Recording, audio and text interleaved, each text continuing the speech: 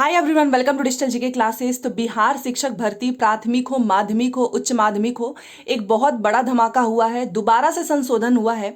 अच्छा, एक चीज समझ में नहीं आ रही है कि एग्जाम जब तक नहीं हो पा रहा है इनका, तब तक बीच बीच में कितने और ये संशोधन करेंगे।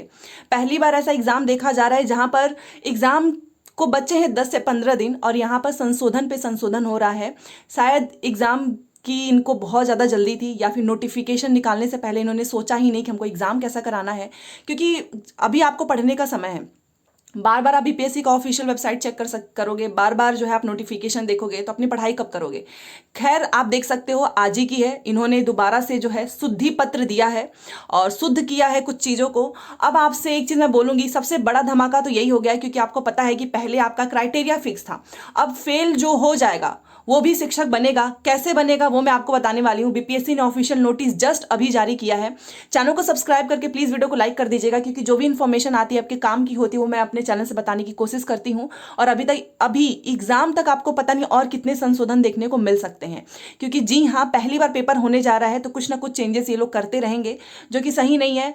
बिकॉज जो भी करना था आपको पहले करना चाहिए था। अब एग्जाम को बचे हैं, एडमिट कार्ड आपको पता ही है कल से आने वाला है और यहाँ पर संशोधन हो गया है। तो चलिए मैं आपको नोटिफिकेशन ही दिखाती हूँ। जैसा कि आप देख सकते हैं, ये आपका शुद्धि पत्र है और मैं आपको सबसे पहले डेट दिखाना चाहूंगी। यहाँ पर देखिए, ये है डेट, आज की ही तारीख है। इसमें सबसे पहले कुछ ना कुछ चेंजेस तो हुए ही हैं। मैं आपको बताती हूँ कि कैसे फेल स्टूडेंट भी टीचर बनेंगे और ज़्यादा फायदा हो जाएगा माध्यमिक उच्च माध्यमिक को। वो कैसे, सुनिए। देखिए, ये आपका शुद्धि पत्र है। आवश्यक सूचना इन्होंने दोबारा से चेंज किया है। क्या क्या चेंज किया है? पेपर तो आपका 24 से 26 के ही बीच में होगा।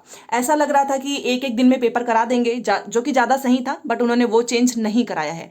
चेंज इन्होंने क्या कराया है तो आप देखिए, ये तो आपको पता ही है कि सामान्य अध्ययन 1 से 5 के महिला अभ्यर्थी को छोड़कर सबका पेपर हो जाएगा।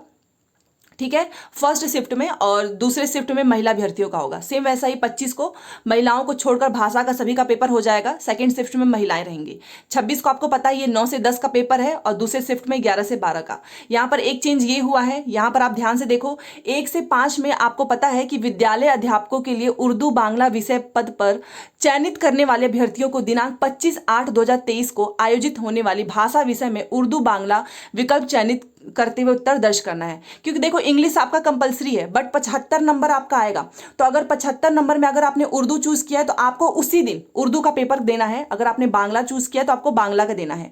बाकी जो हिंदी वाले हैं वो हिंदी का देंगे। ये चीज आपको 25 को ही जो है चयन करना है। उस चयन करने के बाद से ही उत्तर देना है। अपने मन से ये नहीं कि कुछ भी दे दिया, हिंदी दे दिया, नहीं। आपने जो सब्जेक्ट जो है आपको विषय पढ़ाना होगा, आपको वही सब्जेक्ट इसमें सेलेक्ट करना है उसी दिन। चलो, अब ई एडमिट कार्ड आपको पता है ये 10 से हो जाएगा। और कुछ चीजें मैं आपको बता देती हूँ। डाउनलोड करने से पूरा अपना पासपोर्ट साइज का फोटोग्राफ अपना रख लेना, 25 KB का। देन उसको जब तक आप अपलोड नहीं करोगे ना, आपका एडमिट कार्ड डाउनलोड नहीं होगा। ठीक है, ई एडमिट कार्ड है और ई एडमिट कार्ड है, ये तो आपको लेके जाना नहीं है। इसके पहले बाद में देखिए, यहाँ पर लिखा भी हुआ है, ई एडमिट कार्ड में अभ्यर्थी को आवंटित परीक्षा केंद्र कोड के रूप में, जिसमें केंद्र कोड सेंटर कोड होगा और जिला का नाम अंकित रहेगा। और उसके बाद से जो भी ये सभी अभ्यर्थी प्रति पाली प्रवेश पत्र की एक, मतलब कि एक एक्स्ट्रा तो लेकर जाना ही होगा। क्योंकि अगर मान लो आपका आज पेपर है, कल पेपर है, तो उन्होंने बोला है कि एक्स्ट्रा आपको अपने पास रखना ही है। बाकी 21 को आपको सारी डिटेल्स पता चल जाएगी परीक्षा केंद्र कोड से रिलेटेड। 21 को, तो 21 की डेट काफी इंपॉर्टेंट है। और दिनांक 10/8 से परीक्षा के 4 दिन पूर्व तक, अर्थात दिनांक 20 तक प्रवेश पत्र निश्चित रूप से डाउनलोड कर लेंगे आप सभी लोग। ठीक है, और 1 घंटे पहले आपको पहुंचना है। 1 घंटे के बाद से आपका जो है एंट्री नहीं होगी और उसके बाद से यूज्ड OMR आंसर सीट के बाद ही आप जो है क्लास छोड़ेंगे। अब आप सोच रहे होगे कि आखिर में चेंज किया हुआ है, तो वो देखिए, सबसे बड़ा चेंज यहाँ पर हुआ है और आपको दिख रहा होगा 75%। अब ये 75% क्या है, ये अच्छा है बुरा है, आप अभी समझ जाएंगे।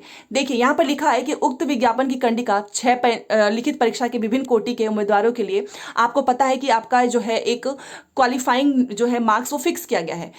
जैसा कि आप यहाँ पर देख सकते हो, सामान्य वर्ग के जो उम्मीदवार हैं उनको 40% लेकर आना है। पिछड़ा वर्ग के जो है 36.5 है। अत्यंत पिछड़ा वर्ग का 34% है।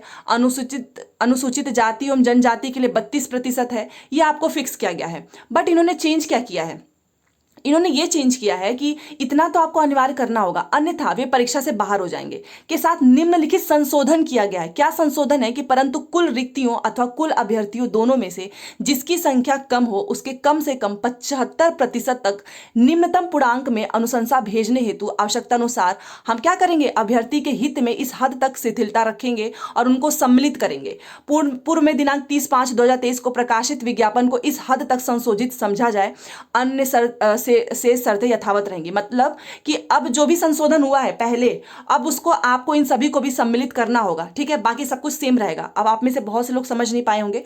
देखिए इनका मतलब क्या है कि मान लो आपको पता है कि ज़्यादा फायदा तो 9 से 10, 11 से 12 में होगा, क्योंकि जितने बच्चे उतना आवेदन भी नहीं हुआ है, और जितने बच्चे हैं जरूरी नहीं है कि सारे बच्चे पास हो जाएंगे, क्योंकि सब्जेक्ट काफ़ी टफ पूछा जाएगा। अब पूरी सब्जेक्ट से रिलेटेड आपका जो है कमांड होना चाहिए। देखिए एक तरफ तो इन्होंने ये बोला था कि हमको गुणवत्तापूर्ण शिक्षक चाहिए, इसलिए हम एग्जाम करा रहे हैं। दूसरी तरफ इनकी दोनों बातें जो हैं वो एकदम से जो है कॉन्ट्राडिक्ट हो चुकी हैं, क्योंकि दूसरी तरफ ये बोल रहे हैं कि अगर हमको बच्चे नहीं मिलते हैं तो हम 32% से नीचे चले जाएंगे। मान लो आप 32% पे तो पास माने जाओगे ना, अब 32 से अगर आपका 31 होगा तो आप फेल माने जाएंगे, फिर भी 31 चले जाएंगे। क्यों? क्योंकि उनको 75% सीट भरनी है, 25% नहीं, बट ये पूरा 75% सीट भरना चाहते हैं। मान लीजिए कि आप 1 to 5 में ही हैं और महिलाओं की जो सीट है या फिर जो भी टोटल प्राथमिक में सीट है, अगर वो सीट पूरी नहीं भरती है तो ये क्या करेंगे, ये जो है 40% से नीचे वाले को भी ले लेंगे और उसको सेलेक्ट कर देंगे। कैटेगरी वाइज भी बता रही हूँ, ठीक है। मान लो आप SC/ST हैं, आप 12th में शिक्षक बनना चाहते हो 9 में या 105 में, और आपका नंबर जो है उतना नहीं आता है, बट सीट खाली रह जाती है, देन क्योंकि 32% है मान लो और 31% तो फेल ही माना जाएगा ना, फिर भी आपको ले लिया जाएगा। ये है 75%। इनका मतलब ये है कि हमको क्या करना है, 75% तक हम निम्नतम पूर्णांक में जाकर सीटों को भरेंगे, ठीक है। और ये एक नया संशोधन है, आपको इसको समझना है। तो इस तरीके से फेल अभ्यर्थी भी जो है पास माना जाएगा और ज़्यादा फायदा हो जाएगा 9 से 10, 11 से 12 में। मान लो 11 से 12 में या 9 से 10 में तो सीट इतनी ज़्यादा है, बच्चे ही नहीं मिल रहे हैं। अब इन्होंने एस्टेट तो अब कराया है ना, इनको पहले कराना चाहिए, सारा उल्टा पुल्टा चल रहा है इनका। अगर पहले एस्टेट करा लेते तो शायद यहाँ पर बच्चे आ जाते, तो अब इन बच्चों को तो ज़्यादा फायदा होगा, क्योंकि इनकी सीट तो वैसे भी खाली रहने वाली थी। अगर ये पास नहीं भी होते हैं तो भी ये शिक्षक बन जाएंगे। बट 1 to 5 में आप जानते हो कि 8 लाख बच्चों ने फॉर्म भरा है, और सीट कितनी है, एक सीट पे तो ऑलरेडी ज़्यादा बच्चे हैं, तो कहाँ से बच्चे आएंगे।